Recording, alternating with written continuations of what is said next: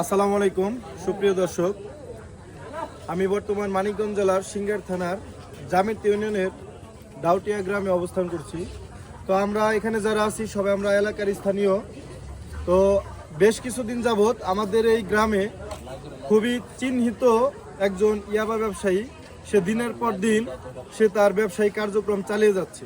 সে যুব সমাজকে ধ্বংস করতেছে, সে দেশবাসীকে ধ্বংস করতেছে, সে আমাদের প্রত্যেকটা ইয়াং জেনারেশনকে সে ক্ষতিগ্রস্তর মধ্যে ফেলতেছে। সো তাকে অনেকভাবে আমরা অনুরোধ করছি, তাকে অনেকভাবে বোঝানো হয়েছে, কিন্তু সে কোনোভাবেই সে তার এই ব্যবসা থেকে সরে আসতেছে না। তার বিপক্ষে ইভেন গত দিনে স্থানীয় যারা ময়মুরব্বী আছে তারা সকলেই বিচার কার্যক্রম পরিচালনা করছে, কিন্তু সে কিছুতেই ফিরে নাই। প্রশাসনের কাছেও সে হস্তক্ষেপ হয়েছে, এরপরেও সে ফিরে নাই। তো আমরা যুব সমাজ উদ্যোগ নিয়েছি যে আমাদের ছোট ভাই ব্রাদার, আমাদের সিনিয়র ভাই ব্রাদার, কোনো যুব সমাজ যাতে ওনার কাছ থেকে ইয়াবা সেবন করার মাধ্যমে সে তার পরিবারকে ক্ষতিগ্রস্ত না করে, নিজে ক্ষতিগ্রস্ত না হয়। একদম মাদকের বিরুদ্ধে আমাদের এই ডাউটিয়া বকচর গ্রাম, আমাদের দূর থেকে যাতে শুনতে না হয় যে তোমাদের ডাউটিয়া গ্রামে তো ইয়াবা ব্যবসা করে, ইয়াবা ব্যবসায়ী আছে, ওইখানে গেলে তো এমনভাবে বলে ওইখানে গেলে তো খুব সহজেই ইয়াবা পাওয়া যায়।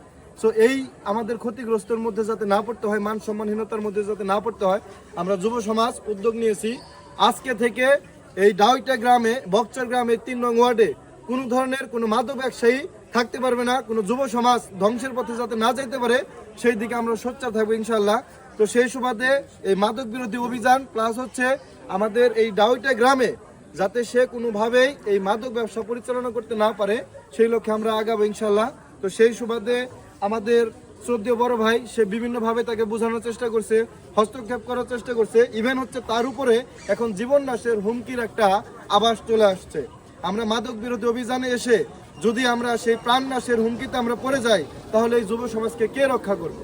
প্রশ্নটা আপনাদের কাছেই রয়ে গেল। তো আমাদের এই বড় ভাইয়ের কাছে শুনবো যে তার সার্বিক যে আলোচনা, তার সাথে কি ঘটেছে আমরা সেটা জানতে চাই। আসলে লোকমান মোল্লা চিহ্নিত মাদক ব্যবসায়ী। কারো মনে করলে যে কে মাদক ব্যবসা করে, অনেকে তো জানে না কথা। আমরা নাম ধরে বলি এই লোকমান মোল্লার ভাই আমরা অনেকবার আউট লোকজন ধরছি, তারপরে 10 পিস 3 পিস সহকারে ভিডিও ছাড়ছি, আমার পেজেও ভিডিও ছাড়ছি। ভিডিও ছাড়ার পরেও কোনোভাবে হে থামতেছে না, নগদ টাকা ইনকাম করতেছে। আমরা বহুতভাবে চেষ্টা করছি।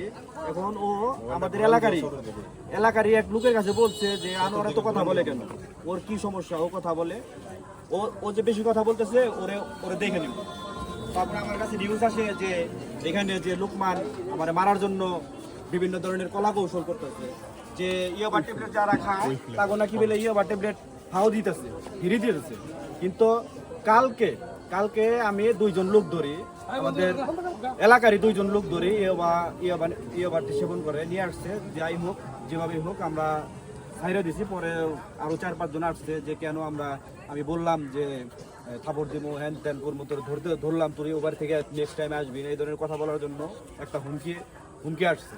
তারপরে লোকমানের সাথেও কথা কাটাকাটি হয়েছে। আজকে সকালে লোকমান বলতেছে ও কি চায়, আমি তো আর টাকা পয়সা চাই না ওর কাছে। ও আমার মারে বলতেছে, তারপরে আমাদের নুরহাক মামুরে বলার পরেও হ্যাঁ বলছে ওনার কাছে যে তুই এই দেশে যে মাদক ব্যবসা করো আসলে কি, দেশটাকে ধ্বংস করে, এলাকা ধ্বংস করে, তারপর তুই এখানে ইনকাম করবি, 10টা ফ্যামিলি নষ্ট করে, একটা ফ্যামিলি তুই ভালো সলসলামতো চলবি, বেশ টাকা পয়সা দে, 10টা ফ্যামিলি যে নষ্ট হইতেছে, তো হেডের তো চিন্তা নাই। আমরা সবাই ওরে অনেকভাবে বোঝানোর চেষ্টা করছি।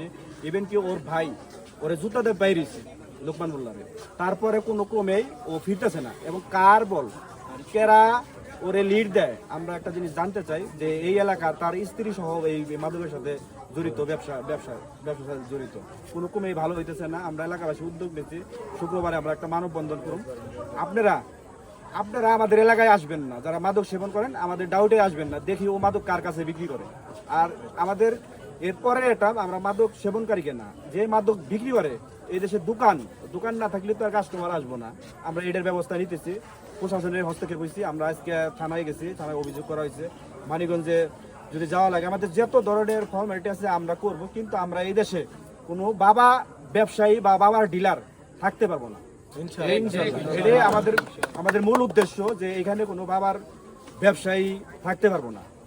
তা অনেকভাবে তারা বোঝানো হয়েছে, লাস্ট বোঝানো শেষ, এখন আর বোঝাবো না। আমরা এখন ধাপে ধাপে আগাবো যে কি করা যায়। আমাদের মুরব্বীরা আছে আমাদের পাশে, মুরব্বীরাও ডিসিশন দিচ্ছে যে না ও এলাকাটা নষ্ট করেছে। আর ইভেন কি আমাদের এলাকায় অনেক মোবাইল চুরি হইতেছে, বিশেষ করে অনেকগুলো মোবাইল চুরি হয়েছে। একটা ট্যাবলেটের দাম যদি 300 টাকা হয়, অনেকের খাওয়ার অ্যাবিলিটি নাই, কিন্তু ও প্রতিদিন খাইতেছে। কিভাবে খাইতেছে আমারও তো প্রশ্ন যে ও কিভাবে এটা সেবন করে, এটাও আমাদের জানার দরকার আছে। আর এলাকার ভিতরে চুরি বেড়ে গেছে, নেক্সট টাইম কারো বাসায় চুরি হোক যাই হোক এটার দায়ভার লোকমানের গ্রহণ করতে হইব। আমরা কালকে আমাদের মুরব্বী নিয়ে বসে আমরা লোকমানটা কি করা যায় এটার আমরা সবাই মিলে জিল করে আমার এই দেশে কোনো ডাউইটা কোনো মাদক থাকবো না। বক্সর থেকে সাইলেন্সর থেকে যাইছে কয় তোমাদের বাসায় ডিলার, তোমার বাড়ির সামনে ডিলার মাদকের ব্যবসা করে, তোমরা আমাদের কেন ধরো, তুমি তারে বন্ধ করো।